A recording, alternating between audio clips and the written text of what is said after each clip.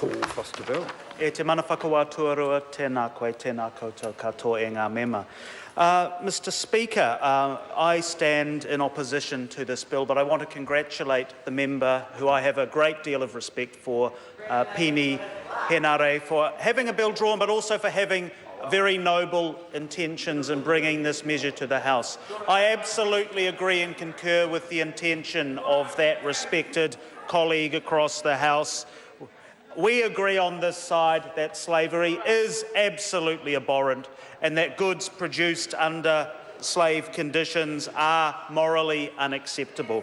However, we have before the House, and this is where I differ with Professor Tabuto, who is currently leading the chamber, I differ with him in that... The member will withdraw. I differ with the member who just resumed his seat. Now sit, and then he will stand, and now he will withdraw and apologise to the member. I withdraw and apologise to the member.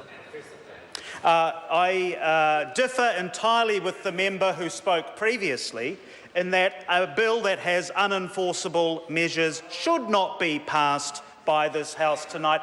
And given this is a member's bill, it is not beholden on government members on this side to find a way to make the unworkable workable.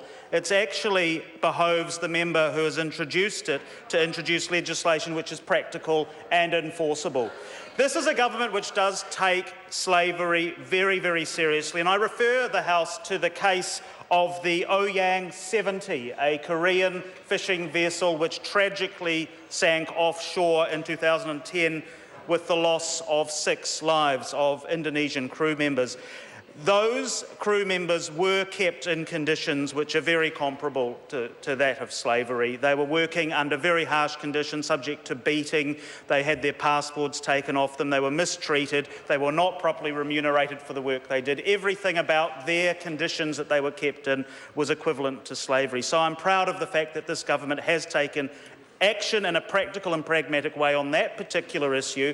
And as of April this year, fishing vessels which are operating in New Zealand waters have to be flagged as New Zealand vessels, and therefore New Zealand labour laws and human rights provisions apply.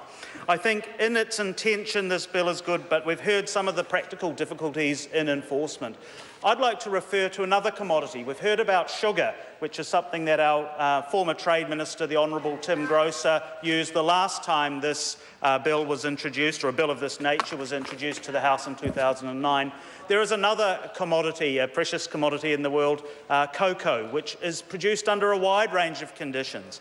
We have the very excellent Wellington chocolate factory based here in the CBD of central Wellington, which produces a highly ethical product. They carefully check that their cocoa is not only organic, it's not only fair trade, but it is ethically produced by staff who are properly paid for the work they do. They also ensure their sugar is fully organic, and when they import it into the country, they audit that all the way back. They even go so far as to use a wind-powered sailing vessel to make sure that their product is completely ethical.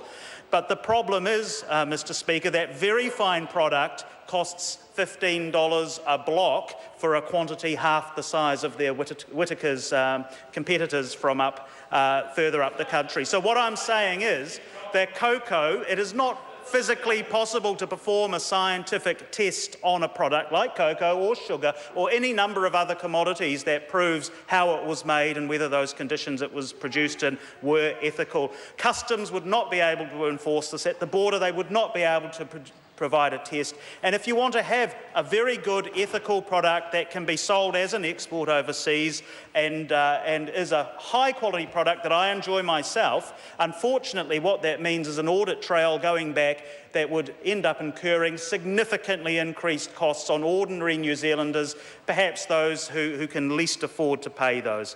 So, Mr Speaker, I urge caution with regard to that. I think a better approach to take than this would be a diplomatic negotiations approach. So we are represented in the International Labour Organisation. We are represented at the World Trade Organisation. We do have the moral high ground in this country. We can encourage and in fact, put conditions into the agreements that we negotiate that enforce others to adopt humane Labour legislation. I would commend Peeni Henare for his intentions in this, but unlike Mr Tirakatini, I do not think that this is the new amazing grace. We haven't seen a second coming of William Wilberforce. This is a well-intentioned measure, but it is highly flawed, and I recommend that it not pass. Denise Roche.